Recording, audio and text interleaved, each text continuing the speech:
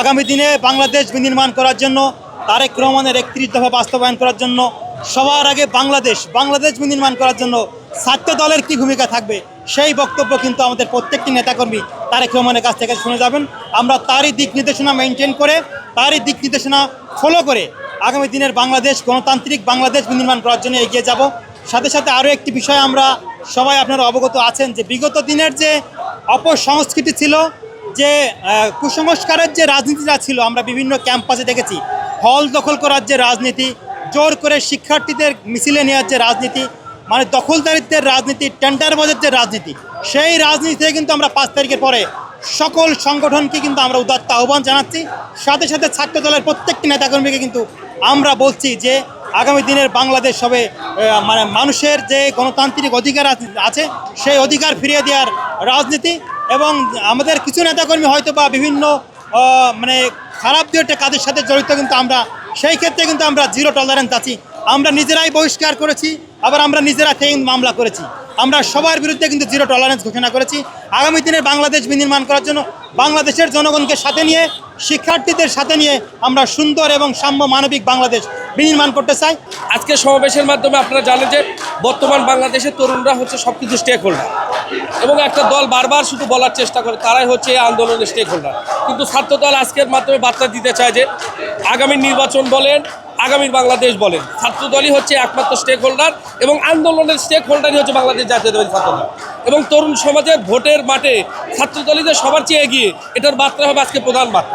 জননেতা জনাব তারেক রহমান কিন্তু তারুণ্য নির্ভর একটা দেশ করতে চাচ্ছে। উনি যেরকম তরুণ নির্ভরের জন্য আমাদের কিন্তু দেখবেন আপনার 2023-এ আমরা তারুণ্য সমাবেশগুলো করেছি বিভিন্ন বিভাগীয় পর্যায়ে। তারপর কিন্তু দেখেন যে এক দফার কথা বলি, এক দফা কিন্তু এটা বিএনপির প্ল্যান।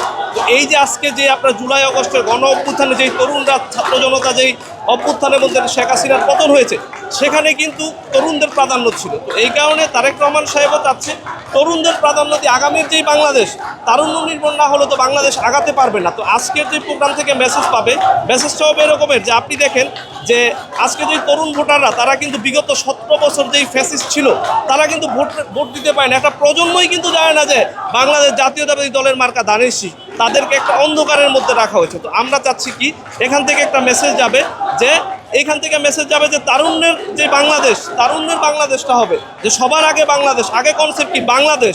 আমরা কি জাতীয়তাবাদী আদর্শের সৈনিক, আমরা কিন্তু জাতীয়তাবাদী বিশ্বাস করি। তো সামনে যেই বাংলাদেশ হবে সেটা বেটার বাংলাদেশ হবে, আর বেটার বাংলাদেশের নেতৃত্ব কি জননেতা জনাব তারেক রহমান। এরকম মেসেজই এখান থেকে যাবে। এবং তরুণ নির্ভর বিএনপি চাচ্ছে কি তরুণদের ভোটারদেরকে এখানে নিয়ে আসার জন্য। কারণ কি, বিএনপি কিন্তু জনগণের জন্য কাজ করে। এই জুলাই আগস্ট আন্দোলন কিন্তু আমরা কখনোই ব্যানার নিয়ে দাঁড়ায় নাই।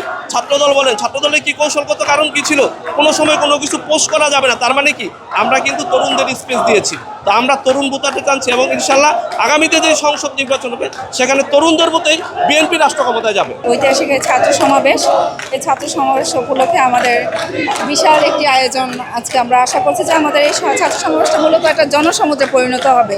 এখান থেকে আমাদের তরুণদের উদ্দেশ্যে, এই যে তারুণ্যের সমাবেশের মধ্যে তাদের উদ্দেশ্যে একটাই বার্তা, এটা হচ্ছে আপনার আগামী যে নির্বাচন হবে, আমাদের নির্বাচনের জন্য আমরা তরুণরা যেন সুষ্ঠু একটি নির্বাচনের মাধ্যমে যেন আমরা ভোটের মাধ্যমে একটা গণতান্ত্রিক একটা গভর্নমেন্ট পাই। আমরা চাই যে এই আপনার গণতান্ত্রিক যে সরকার, সেটা যেন সঠিক ভোটের মাধ্যমে আপনার নির্বাচিত হয়। বাংলাদেশের মানুষ নির্বাচনে ভোট দিতে পারেনি, রাতের আধারে ভোটের মাধ্যমে সরকার নির্বাচিত হয়েছে। তা আমাদের তরুণদের হচ্ছে যে একটাই আগামীতে দাবি যে আমরা যেন সুষ্ঠু নির্বাচনের মাধ্যমে সরকার গঠিত করতে পারি।